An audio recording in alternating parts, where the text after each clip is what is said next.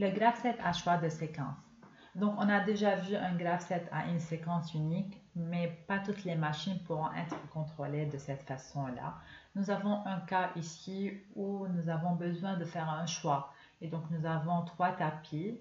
Nous avons des boîtes qui arrivent sur le tapis numéro 1 et qui doivent être triées pour que les petites boîtes passent dans le tapis numéro 2 et les grandes boîtes passent dans le tapis numéro 3. Nous avons comme accessoire des capteurs pour nous dire si la boîte est grande ou petite et si la boîte est arrivée sur le tapis. Nous avons des poussoirs, donc poussoir 1 pour pousser les boîtes vers soit le tapis 2, soit le tapis 3, et poussoir 2 et 3 pour amener les boîtes vers leur tapis correspondant. Et donc, nous avons ici un programme qui va nous permettre de faire le choix. Et donc, le fait de faire un choix, c'est un branchement de l'étape vers 2 branches différentes. Dans notre cas, nous pouvons avoir plusieurs branches. La clé ici, c'est que à partir de cette étape, nous avons chaque branche qui commence par une réceptivité différente.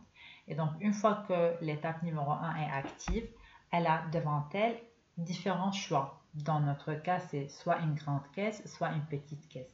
Et donc, dans l'exemple, nous avons d'abord une grande caisse. Nous allons voir ici, l'étape numéro 1 est vraie et la réceptivité grande caisse est égale à 1. Et donc, la transition de l'étape numéro 1 vers l'étape numéro 5 est validée et elle va être franchie. Et le programme ne va pas passer dans l'autre branche qui va commencer par la petite caisse.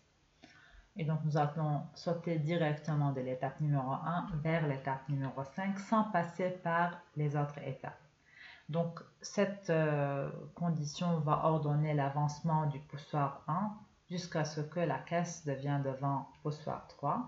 Et donc, durant ce temps, la caisse est devant poussoir P2, mais comme l'action numéro 2, l'étape numéro 2 n'est pas active et donc rien ne va se passer, jusqu'à ce que la caisse devienne devant P3 et donc nous allons franchir l'étape de l'étape numéro 5 vers l'étape numéro 6 et là j'ai 2 commandes, l'avancement du poussoir P3 et le recul du poussoir P1 et comme je n'ai pas d'action ou j'ai pas de conditions sur ces actions là, j'ai directement le contrôle de ces 2 moteurs qui vont se passer, l'avancement de P3 et le recul de P1.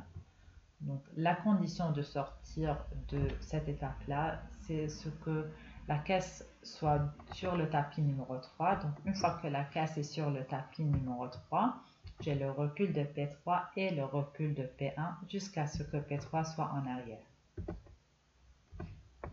À ce point-là, j'ai la fin du branchement et donc je vais passer dans la branche qui est commune. Et c'est le recul de P1 jusqu'à ce que P1 soit en arrière. Donc, je valide que le poussoir 1 est aussi en arrière pour passer à l'étape initiale. Et là, dans l'exemple, j'ai une petite caisse. Et donc, je vais passer dans l'autre partie du programme, donc l'autre choix, d'autres branches. Et je vais passer dans l'avancement de P1 jusqu'à ce que la caisse soit devant P2.